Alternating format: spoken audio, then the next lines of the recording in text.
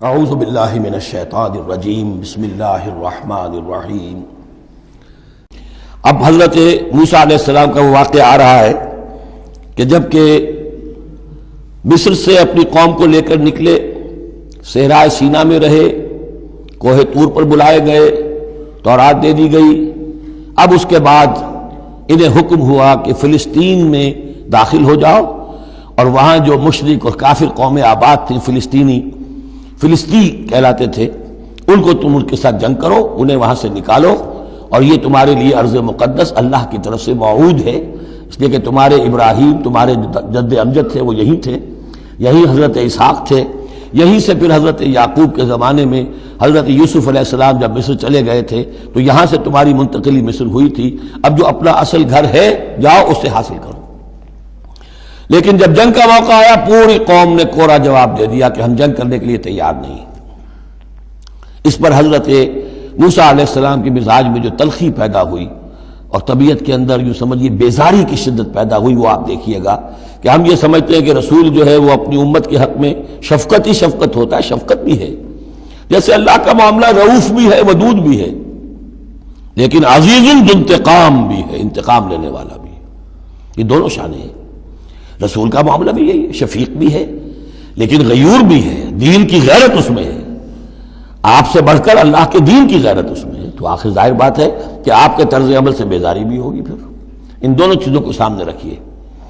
اور یہ بات ذرا میں عرض کر دوں، تھوڑی سا نکتہ ہے سمجھنے کا، کہ چونکہ اس قوم کو اب تک بہت سا تجربہ ہوا تھا معجزوں کا، پیاس لگی، ہم سورہ بقرہ میں پڑھ آئے ہیں، ایک ضرب لگی چٹان پر 12 چشمے پھوٹ گئے، کوئی محنت تو کرنی نہیں پڑی۔ بھوک لگی، من و سلوہ نازل ہو گیا۔ دھوپ لگی، سائبان جو ہے وہ ابر کا سائبان ساتھ ساتھ چل رہا ہے۔ سمندر راستے میں آیا، پھٹا، اس نے راستہ دے دیا۔ تو اس سے یہ بھی کہا جا سکتا ہے کہ اس لاڈ پیار کی وجہ سے بگڑ گئے تھے، اور یہی حکمت ہے کہ حضور کی پوری زندگی میں آپ کو اس طرح کا کوئی معجزہ نظر نہیں آتا۔ مسلمانوں، جو کرنا ہے اپنی جان دے کر، ایثار سے، قربانی سے، محنت سے، مشقت سے، بھوک جھیل کر، فاقے برداشت کر کے کرو۔ یہ بہت اہم نکتہ ہے، سمجھ لیجیے۔ یہ عادی ہو گئے تھے۔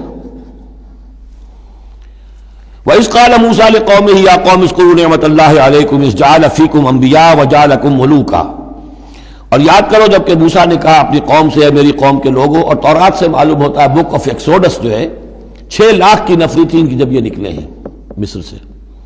اب ان میں بوڑھے بھی، بچے بھی اور عورتیں بھی، ان کو نکال دیجئے تو کم سے کم 1 لاکھ تو ہوں گے کہ جو ایسے لوگ ہوں کہ جو جنگ کی صلاحیت رکھتے ہوں، اور نیچے جائیے برسبیل تنزل تو 50,000 تو ہوں گے، لیکن ان کا حال کیا ہوا وہ دیکھ لیجئے۔ یا قوم اذکروا نعمت اللہ علیکم، میری قوم کے لوگوں، اللہ کے اس انعام کا احساس کرو جو تم پر ہوا ہے۔ اذ جعل فیکم انبیاء، جبکہ تمہارے اندر اس نے نبی اٹھائے، یعنی خود میں نبی ہوں، میرے بھائی ہارون نبی ہیں، حضرت موسیٰ نبی تھے، حضرت یوسف نبی تھے جو آئے تھے۔ وجعلکم ملوکا، اور تمہیں بادشاہ بنایا ہے۔ بادشاہ بنایا ہے تو ظاہر بات ہے اس وقت تک اگرچہ ان کی بادشاہت تو قائم نہیں ہوئی تھی، ہو سکتا ہے یہ پیشین گوئی ہو کہ جو بتائی جا رہی ہو کہ آئندہ تمہیں اللہ تعالیٰ زمین کی سلطنت بھی اور خلافت بھی دینے والا ہے، جیسے کہ حضرت داؤد اور حضرت سلیمان کے زمانے میں ہوئی۔ ایک رائے یہ بھی ہے کہ چونکہ حضرت یوسف کے زمانے میں انہیں بڑا اقتدار حاصل ہو گیا تھا، بادشاہ تو نہیں تھے، لیکن یہ کہ واقعتاً بادشاہوں کے بھی، جن کو کہتے ہیں کہ پیرزادے ہونے کے اعتبار سے بادشاہوں کے بھی مخدوم تھے اور ممدوح تھے، تو شاید اس کی طرف اشارہ ہو۔ وَآتَاكُم مَّا لَمْ يُؤْتِ أَحَدًا مِّنَ الْعَالَمِينَ، اور تمہیں وہ ساری چیزیں دیں جو پوری دنیا میں تمام جہان والوں میں کسی کو نہیں دی۔ یا قوم ادخلوا الارض المقدسۃ التي كتب اللہ لکم، اے میری قوم کے لوگوں اب داخل ہو جاؤ اس ارض مقدس میں، اس فلسطین میں جو اللہ نے تمہارے لیے لکھ دی ہے، اللہ کا فیصلہ ہے، تمہیں ملے گی۔ ولا ترتدوا على ادبارکم، اور اب اپنی پیٹھوں کے بل نہ واپس نہ پھرنا، فتنقلبوا خاسرین، اگر ایسا کرو گے تو خسارے میں رہو گے۔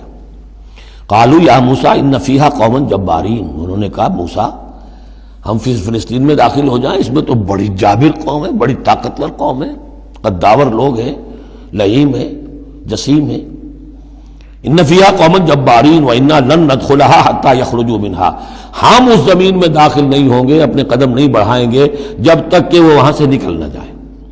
وَإِن يَخْرُجُوا مِنْهَا فَإِنَّا دَاخِلُونَ، وہ نکل جائیں پھر ہم داخل ہو جائیں گے۔ قَالَ رَجُلَانِ مِنَ الَّذِينَ يَخَافُونَ، کہا دو اشخاص نے کہ جو خوف رکھتے تھے اللہ کا بھی، انعم اللہ علیہما، اللہ نے بھی ان پر انعام کیا تھا۔ یہ دو شاگرد تھے جو قریبی صحابی یا حواری تھے حضرت موسیٰ کے۔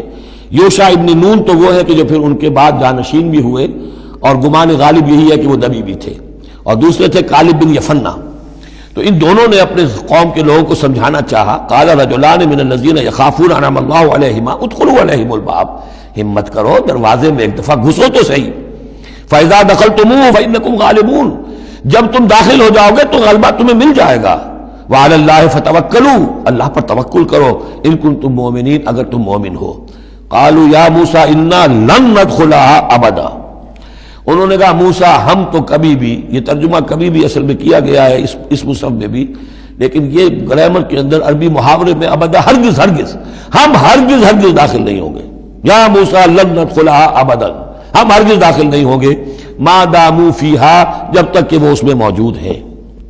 فاذهب انت وربک، جاؤ تم اور تمہارا رب، اور یہ میری طرف سے اضافہ کر لیجئے، ساتھ اپنی لٹھیاں بھی لے جاؤ، یہ تمہارا عصا جو ہے اتنے بڑے بڑے کارنامے دکھائے ہیں، یہ بھی ساتھ لے جاؤ۔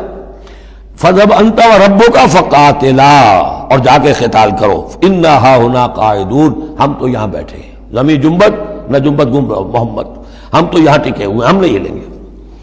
قال رب، اب دیکھیے بیزاری، وہی حضرت موسیٰ سورہ قصص میں آپ واقعہ پڑھیں گے کہ قبطی جو تھا وہ مار رہا تھا ایک اسرائیلی کو، تو اس کی طرف سے پھر مدافعت کرتے ہوئے حضرت موسیٰ نے ایک مکہ رسید کیا اور اس قبطی کی جان نکال دی۔ فَوَقَدَهُ مُوسَىٰ فَقَضَىٰ عَلَيْهِ، اس وقت اتنی محبت اپنی قوم سے، اور اب کیا حال ہے؟ قال رب انی لا املک الا نفسی واخی، انہوں نے عرض کیا پروردگار مجھے تو اختیار نہیں ہے سوائے اپنی جان کے اور اپنے بھائی ہارون کی جان کے۔ فَافْرُقْ بَيْنَنَا، باقی یہ پوری قوم انکار کر رہی ہے تو اب تفریق کر دے، علیحدہ کر دے، جدائی ڈال دے ہمارے مابین، وَبَيْنَ الْقَوْمِ الْفَاسِقِينَ، اور ان ناہنجار لوگوں کے درمیان، میں اب ان کے ساتھ رہنا نہیں چاہتا۔ آج کی اصطلاح میں ہم کہہ سکتے ہیں میرا استعفیٰ قبول فرما لے، کہ میں اب ان کے ساتھ نہیں رہنا چاہتا، ان کی ناہنجاری، جو کچھ انہوں نے دیکھا ہے، میرے ہاتھوں سے جو معجزے دیکھے ہیں، میرے اور ان کے درمیان اب تفرقہ پیدا کر دے۔ اللہ نے یہ درخواست قبول نہیں کی، لیکن یہ کہ تذکرہ بھی نہیں کیا۔ قال فإنها محرمۃ علیہم 40 سنۃ، نہیں، ہم جو سزا انہیں دے رہے ہیں وہ یہ ہے کہ اب یہ ارض مقدس، اگر یہ بزدلی نہ دکھاتے ابھی ہم انہیں دے دیتے، اب انہوں نے بزدلی دکھائی ہے تو اب یہ ان پر حرام رہے گی 40 برس تک۔ یتیہون فی الارض، اسی صحرا میں، اسی صحرائے سینا میں، سینائی پیننسولا، یہ بھٹکتے پھریں گے۔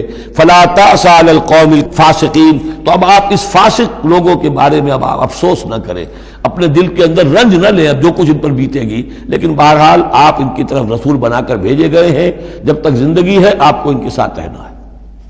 یہاں ذرا یاد کر لیجئے کہ جو حضرت موسیٰ نے کہا انی لا املک الا نفسی واخی، حضور سے کیا کہا گیا تھا سورہ نساء میں؟ فقاتل فی سبیل اللہ لا تکلف الا نفسک وحرض المؤمنین، اے نبی آپ اللہ کی راہ میں قتال کیجئے، آپ پر ذمہ داری نہیں ہے سوائے اس کے کہ آپ کی اپنی جان ہے، اور آپ اہل ایمان کی جتنی تحریض، ترغیب، تشویق، جتنے ان کے ایمان کے جذبات کو اپیل کرنا ممکن ہے کیجئے، بس۔ صدق اللہ العظیم۔